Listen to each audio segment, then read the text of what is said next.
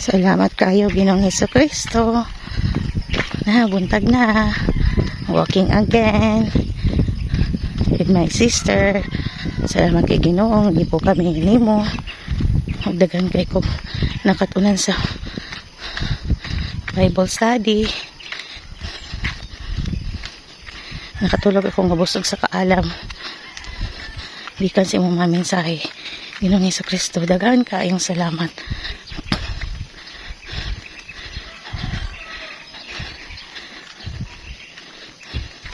Maraming salamat, Panginoong Hesus, sa lahat ng biyayang natanggap namin araw-araw, lalo na sa aming pagkain at sa iba pang mga biyaya na binigay mo sa amin.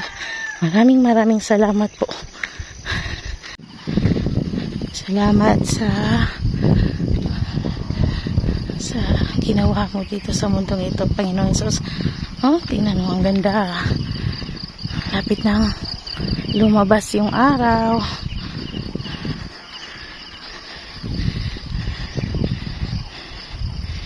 Inaano na ako, hangak. Kanina pa kasi kami naglilibot doon sa baba hanggang dito sa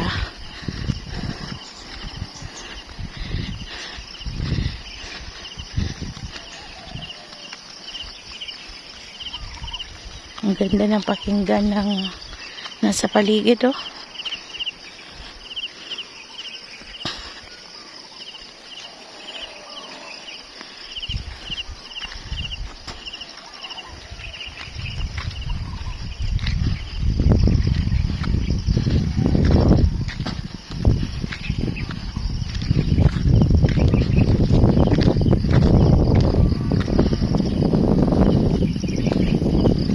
Thank you, Lord. I just wanna thank you, Lord. Thank you, Lord Jesus. Salamat, Panginoong Hesus, dahil binago mo ang aking buhay. Kung minsan nakakagawa ako ng kamalian, patawad po, Panginoong Hesus.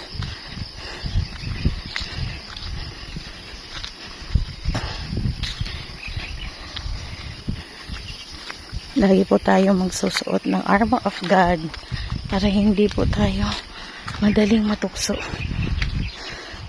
Kasi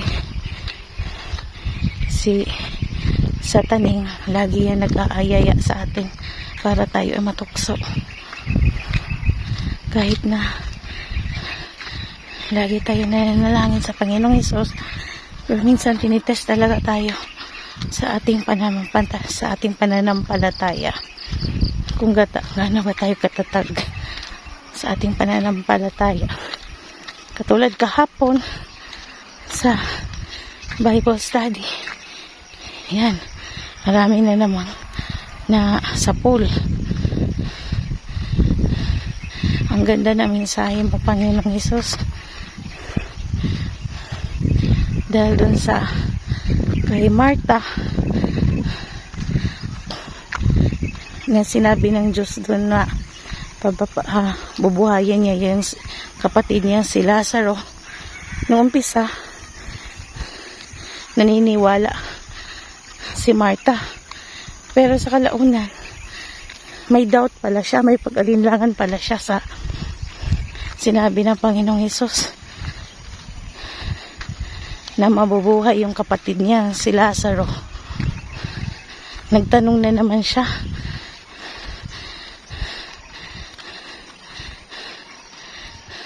Huwag tayong mag-alinlangan sa ating pananalig sa Panginoong Hesus. Kung anong sinabi niya, manalig tayo. Kung ikaw ay naniniwala sa kapangyarihan ng Panginoong Hesus.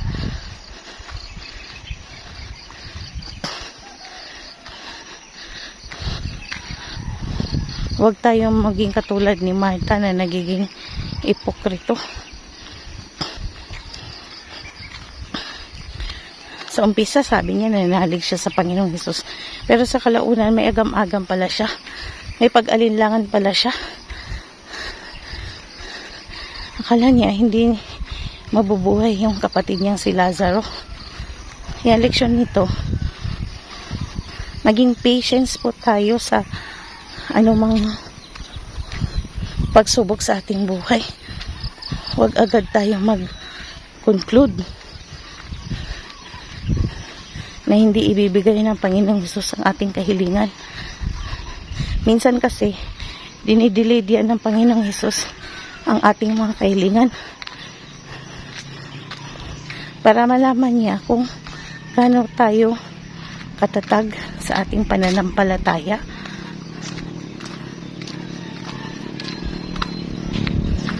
Tinitest niya tayo. Yung iba kasi gusto kaagad yung kung ano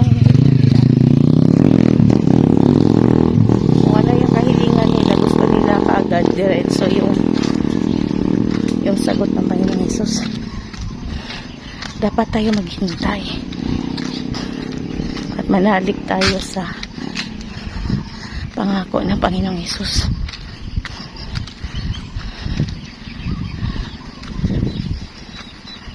At lagi po tayo magpapasalamat sa Panginoong Hesus. Hindi tayo maging katulad ng siyam na kitungin na isa lang yung bumalik pagkatapos na ginamot sila ng Panginoong Hesus. Hindi na sila bumalik para magpasalamat.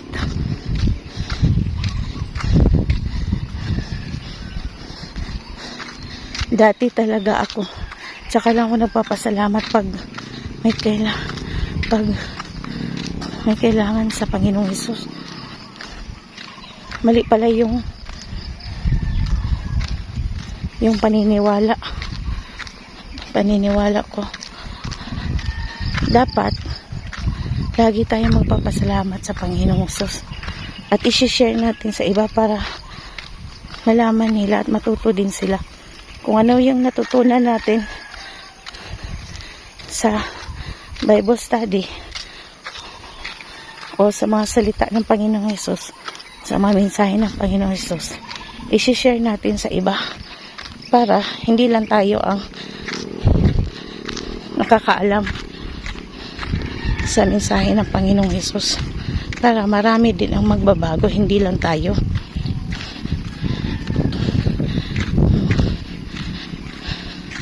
Maraming salamat, Panginoong Hesus, sa lahat-lahat ng kabutihan mo. Thank you, Lord Jesus. I love you, Jesus.